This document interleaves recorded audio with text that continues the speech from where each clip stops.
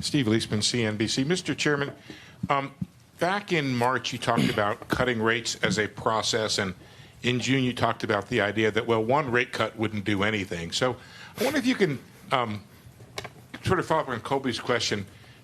Talk about, are you weighing the economy right now in terms of its ability to withstand multiple rate cuts? Talk us through the process that you're thinking, or is it just one rate cut? Or are you in the process now of thinking that rates need to be normalized here? Thank you. Yeah, I can't really say that, honestly. We've seen, significant movement in the labor market. And, we're very mindful of this question of is it just normalization or is it more? We think it's just more normalization, but we want to be in a position to support the labor market. At the same time, we're seeing progress on inflation. So, we actually got to this.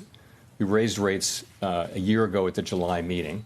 And if you look at the situation in the economy a year ago, inflation was over 4%.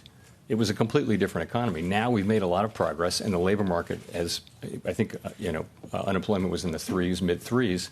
So it's a different economy, and I think it's coming to be time to adjust that so that we support this continued process. The thing we're trying to do is, that we have we've had this really significant decline in inflation, and unemployment has remained low. And this is a really unusual and historically unusual and such a welcome outcome for the people we serve. What we're thinking about all the time is how do we keep this going? And this is part of that.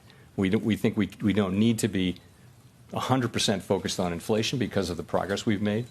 12-month headline at 2.5, core at 2.6.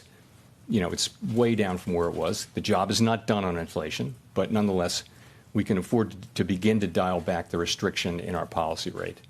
And I think we're just as part of a process. In terms of what that looks like, I think most you would think in a base case that policy rates would move down from here, but I don't want to try to give specific forward guidance about when that might be, because the pace at which it might happen, because I think that's really going to depend on the economy, and that's highly uncertain. Rachel. Hi, Chair Powell, Rachel Siegel from the Washington Post. Thanks for taking our questions. On inflation, do the past few months of good reports look like what we saw last year, where you really had a lot of momentum with a few bumps in between?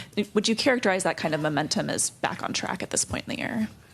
Actually, what we're seeing now is a little better than what we saw last year. Last year, as we pointed out late in the year, a whole lot of the progress we saw last year was from goods prices, which were going down at an unsustainable rate, disinflating at an unsustainable rate.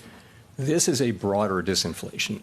This has goods prices coming down, but we're also now seeing progress in the other two big categories, non-housing services and housing services. So, so the thing is, you got 1 quarter of that. We had 7 months of low inflation. You got 1 quarter of this. I would say the quality of this is higher, and it's good, but so far it's only a quarter.